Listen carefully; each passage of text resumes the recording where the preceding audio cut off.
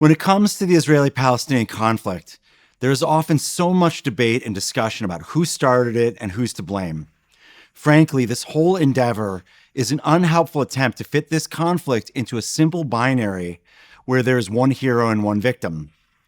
But the reality is more complicated, and there is another way to approach this conflict that seeks to understand the current situation without applying these simple categories, and in a way that helps us feel more grounded in facts rather than talking points.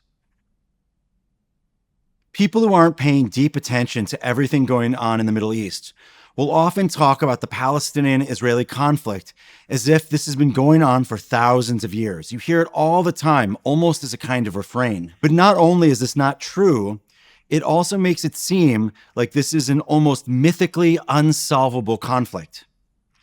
The reality is that it started in modern times, and the only way to really understand this is to unravel these unnecessarily broad generalizations about it.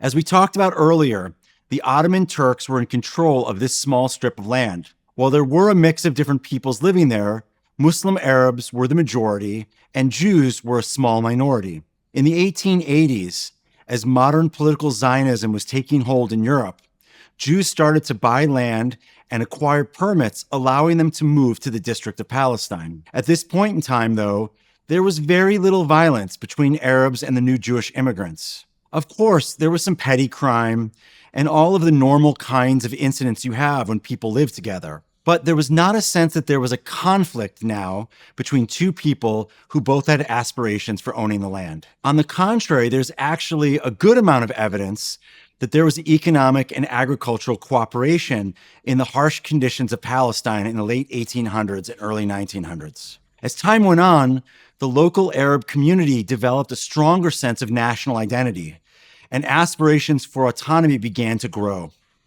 These national aspirations grew both because of the influence of nationalism that was spreading throughout the world during this period, as well as in reaction to the growing movement of Zionists, which sought to build a Jewish home in the District of Palestine. Eventually, these pressures reached a breaking point. Arab riots broke out in Palestine. In many ways, these riots represent the first time that there was widespread violence between Arabs and Jews. It may not represent the beginning of the formal Arab-Israeli conflict, but something had changed in the way that Arabs and Jews related to each other. What's important here is that the primary catalyst for these riots were not the relationships between Arabs and Jews, but rather the way the British colonial administration pitted the rights and national aspirations of one community against the other. This was a common practice by European powers that has led to violence and tragedy in many former colonies. The tensions in the region intensified yet again with the outbreak of the Arab Revolt between 1936 and 1939. The violence during this period was so intense that many historians place the beginning of the Arab-Israeli conflict here and see all other successive wars as a continuation of what began during this uprising.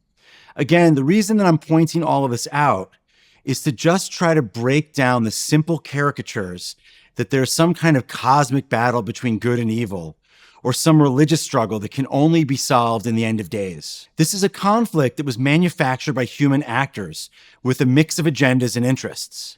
There were, of course, the tensions between Jewish aspirations for statehood and Arab residents who saw this as a threat to their future.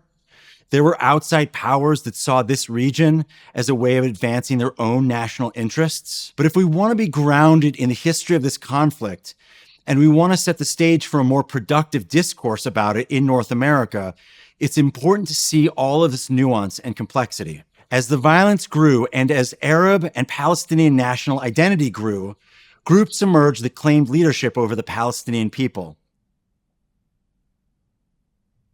Members of the Palestinian diaspora founded the Fatah Party in 1959 as a way of advocating for the cause of Palestinian nationalism. Fatah is the main political party that makes up the Palestinian Authority today, which is in charge of pieces of the West Bank.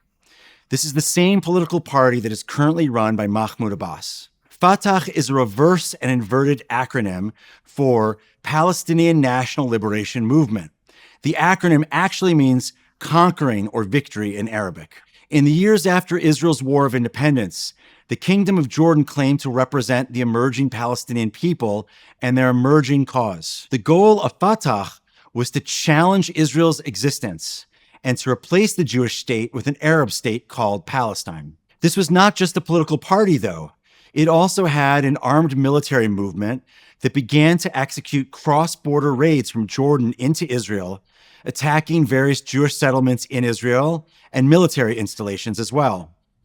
These attacks and the Israeli response begin to attract more international attention to the emerging notion of a Palestinian cause.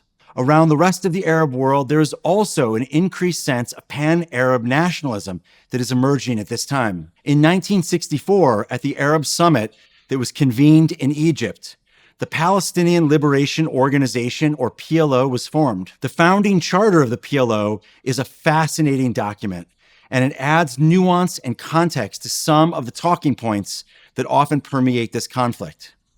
We don't have the time to study the entire charter, but I do want to focus on a few of the interesting pieces. Please know that I am not cherry-picking the most anti-Zionist or most controversial parts of the charter. Rather, I'm focusing on them because they show how certain language, even in 1964, sets up some of the rhetorical debates that continue to this very day. Or I chose them because they're indicative of the overall tone of the charter. First, the charter uses a number of anti-Semitic tropes and dog whistles. It describes Zionism as a kind of international conspiracy.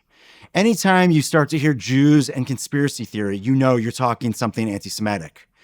The charter also reduces Judaism to just a religion as a way of delegitimizing the Jewish people's claim to need a state of their own. Trying to reduce Judaism to just a religion is another, if more subtle, form of anti-Semitism.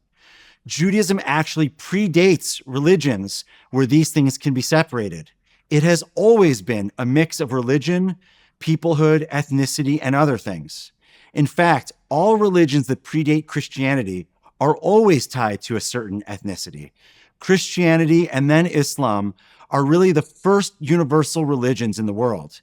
This means that they were the first religions where faith and belief are the key feature of belonging to that religion, regardless of national origin or ethnicity. Ironically, by doing this, the PLO Charter is making use of the reverse of a common Islamophobic trope that tries to reduce Islam to just an ethnicity, ignoring the religious pieces.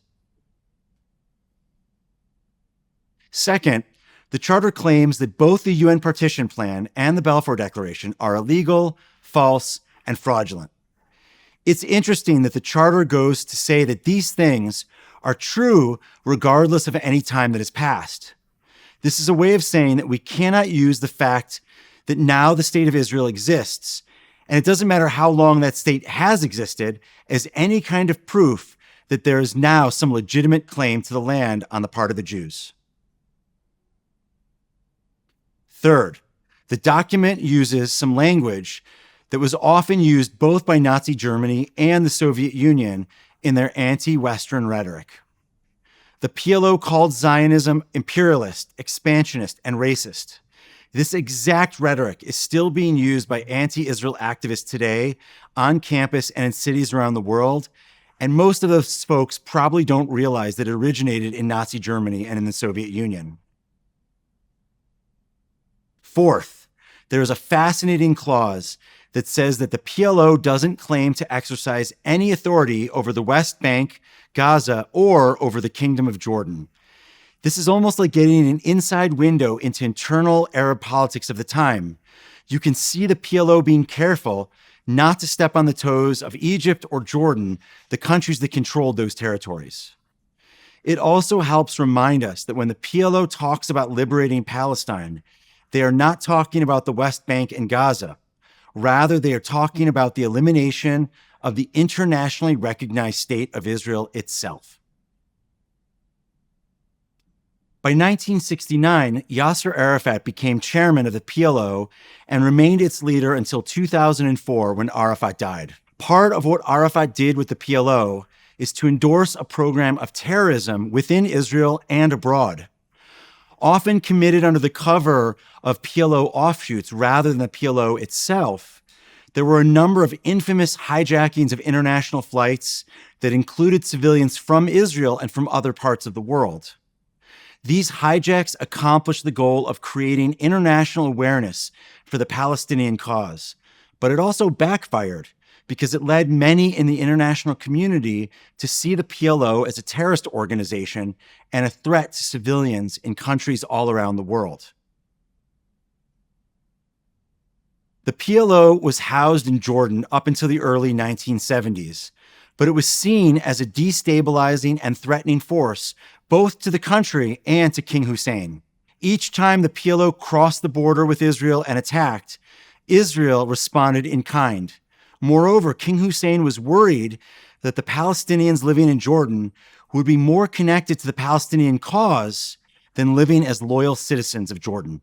In September of 1970, he took measures to rid Jordan of the PLO and to dramatically diminish the power and force of the Palestinian population in his kingdom. During a period of time called Black September, Jordanian forces killed a large number of Palestinians who lived in Jordan.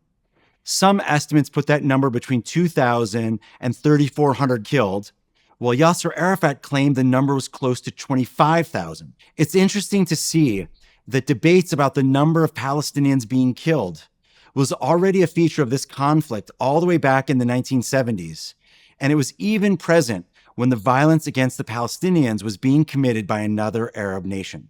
The Palestinian population of Jordan after Black September was subdued and was essentially put on warning that they must fall in line or be punished. The PLO, though, moves their home from its home base in Jordan to southern Lebanon. So in this chapter, we covered some of the important background that will help us feel grounded in understanding the Palestinian-Israeli conflict today. We got a better sense that you can't pick one side and blame them for the beginnings. In a lot of ways, it was the British that really fomented this violence. And we also got a sense of the various groups and players that emerged because of that violence that now represent the Palestinian people and are still the major players in politics today. Now that we're a little bit more grounded, we can get beyond those simple talking points and slogans and really understand what's happening in Israel. In the next chapter, we're going to dive into the next escalation of violence between Jews and Arabs, namely the 1948-49 war.